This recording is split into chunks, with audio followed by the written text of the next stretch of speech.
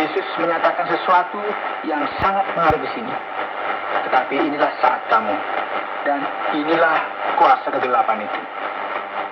Kematian Sang Anak Allah, kematian Tuhan atas kehidupan telah direncanakan oleh si jahat dengan sangat matang oleh kuasa si jahat, kuasa kegelapan. Jadi Yesus ditangkap, dan setelah ini ia akan dibawa ke rumah imam besar. Pendengar yang dikasihi Tuhan, mungkin masih ingat, Pak Petrus begitu percaya akan diri sendiri, kekuatannya sendiri, sehingga akhirnya ia berkata bahwa ia akan mengikuti Yesus dari kejauhan. Nah, ketika ia dekat dengan rumah seorang hamba perempuan yang bertanya kepadanya apakah ia merupakan salah satu pengikutnya, ia langsung menyangkalinya. Kemudian ketika seorang lain datang kepadanya dengan pertanyaan yang sama, Petrus pun juga menyangkalinya. Dan setelah itu seorang berkata bahwa ia adalah pengikut Yesus. Karena ia merupakan orang Galilea, Petrus juga menyangkalinya, dan setelah itu ia mendengar bunyi ayam berkokok. Dan ia ingat apa yang dikatakan Yesus sebelumnya, bahwa ia akan menyangkalinya 3 kali. Dan setelah itu ia meratap dengan sangat.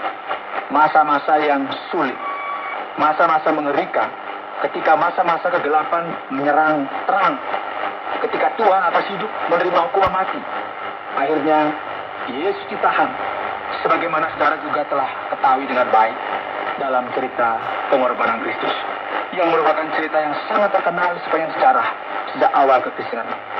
Para pengawal mengajak Yesus, dia dicambuk dan dibawa ke Sanhedrin, pengadilan orang Yahudi pada waktu itu, yang kemudian menjatuhkan hukuman mati kepadanya.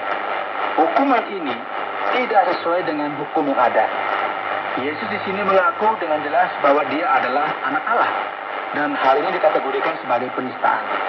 Akhirnya ia diperhadapkan di hadapan Pilatus supaya ia dihukum mati atas apa yang telah dikatakannya itu, karena ia mengaku bahwa ialah Mesias itu. Ia mengaku bahwa dialah Sang Anak Allah itu. Ia mengaku bahwa dialah Nabi yang dinanti-nantikan oleh bangsa Israel. Pilatus tidak begitu mengerti mengenai iman orang Yahudi, maka ia cuci tangan atas peristiwa itu dan mengalihkan masalah itu kepada Herodes. Herodes memainkan permainannya terhadap Yesus, mencoba melihat apakah dia akan melakukan sesuatu yang berbeda. Namun ini semua tidak ada gunanya, saudara. Dengan ini Herodes menyadari bahwa ia belum berhasil mendapatkan apa yang dia inginkan dari Yesus, yaitu sesuatu yang akan membuatnya tertarik. Ia mengirimkan Yesus kembali kepada Pilatus. Dan menarik sekali, saudara, karena pada saat ini mereka menjadi teman, jadi bermusuhan. Herodes dan Pilatus menjadi teman. Karena langsung untuk menyelesaikan sesuatu di sini, ia memberikan sesuatu ide yang sangat terkenal bagi semua orang. Dia berkata, oke, kalian semua karena ada sebuah kebiasaan untuk melepaskan seorang tawanan dalam masa Paskah, apakah kalian ingin untuk aku melepaskan Yesus orang Nazaret itu atau Barnabas? Pilatus menyadari bahwa maksud tua-tua Yahudi tidak sesuai dengan kenyataan yang ada. Ia menyadari bahwa mereka memiliki maksud yang kurang baik, dan mengejutkan sekali karena kerumunan orang banyak itu serentak berkata seperti ditulis pada ayat 21, salibkan dia, salibkan dia. Hukuman mati bagi Tuhan atas hidup. Saudara, mengejutkan sekali bahwa jauh di dalam lubuk hati manusia terdapat kecenderungan untuk memberontak kepada Allah. Ketika kecenderungan ini sampai kepada puncaknya, kita bisa melihat ada keinginan untuk membunuh, membinasakan, dan memusnahkan Allah itu sendiri. Mengejutkan sekali bagaimana perwujudan Allah yang luar biasa itu dengan kuasa dan kasih karunia dari Allah ditolak oleh kerumunan orang banyak. Dan tentu mereka bersalah atas apa yang mereka lakukan ini.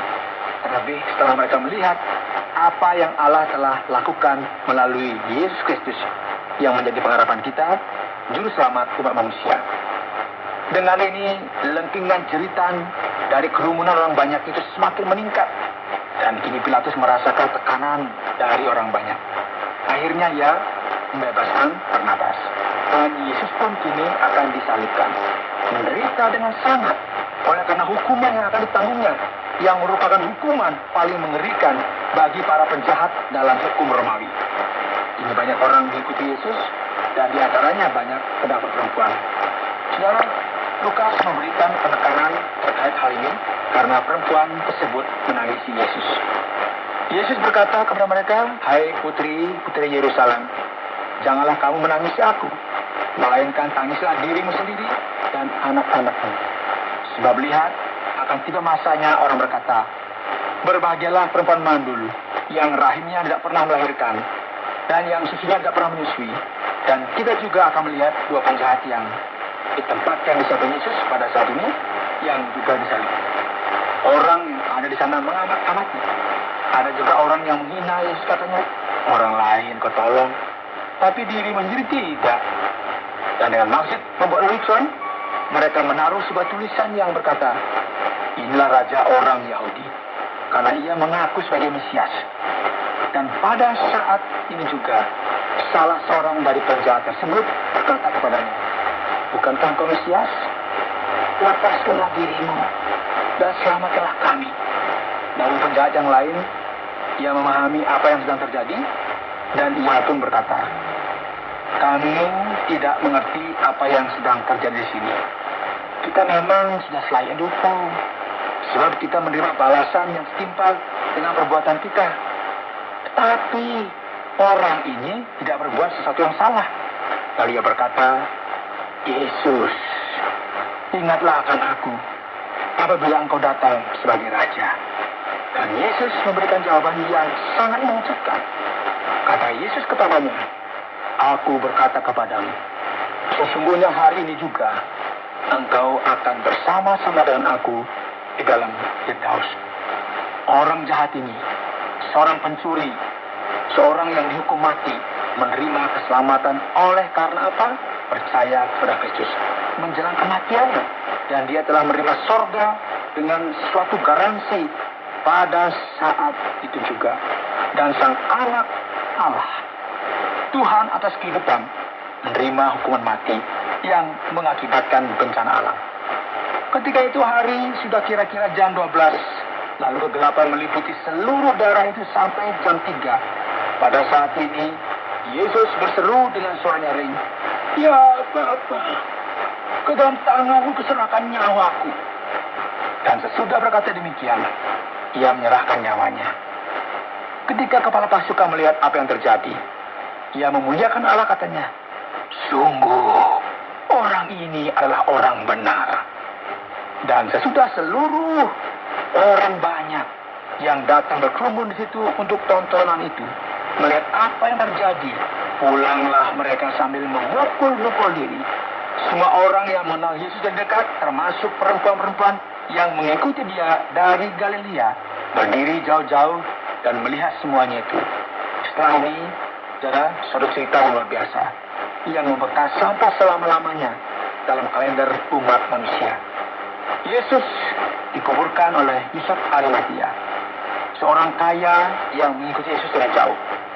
Ia meminta tubuh Yesus kepada Pilatus.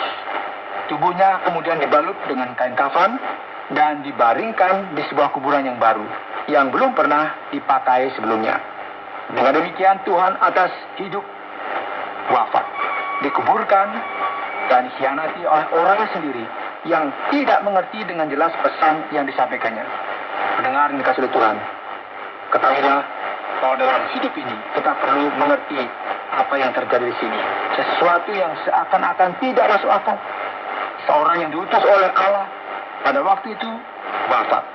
Dan dia adalah Tuhan kita, Yesus Kristus, yang menderita oleh karena ketidakadilan dan harus dihukum mati.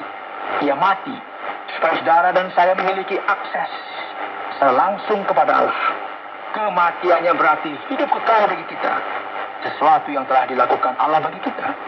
Melalui hukuman mati ini, Tuhan atas hidup, Yesus Kristus wafat bagi saudara dan saya. Anda sedang mendengarkan Jalan 66 dalam rangkaian kisah Injil Lukas pasal 22 dan 23 yang telah dijelaskan oleh Pak Yohanes dengan tema hukuman mati bagi Tuhan atas kehidupan. Luar biasa sekali Pak Yohanes. Baiklah para pendengar, kini mari kita kembali ke dalam bagian tanya jawab dalam Lukas pasal yang ke-22 dan 23. Terima kasih para pendengar yang senantiasa setia untuk mendengarkan program ini. Dan saatnya pertanyaan yang pertama yang akan saya coba untuk ajukan kepada Pak Yohanes adalah, bagaimana para murid ini kemudian bisa tertidur dalam keadaan yang genting seperti ini, Pak Yohanes, ketika Yesus menghadapi masa-masa krisis? Ya, memang betul Pak Oti. Ini menarik sekali. Bagaimana kita bisa membayangkan bahwa dalam situasi seperti ini, para murid masih bisa tertidur. Namun dalam firman Tuhan ini, kita akan melihat sesuatu yang penting. Pertama-tama, ya, para murid Yesus adalah manusia 100%, dan oleh sebab itu mereka bisa menjadi lelah.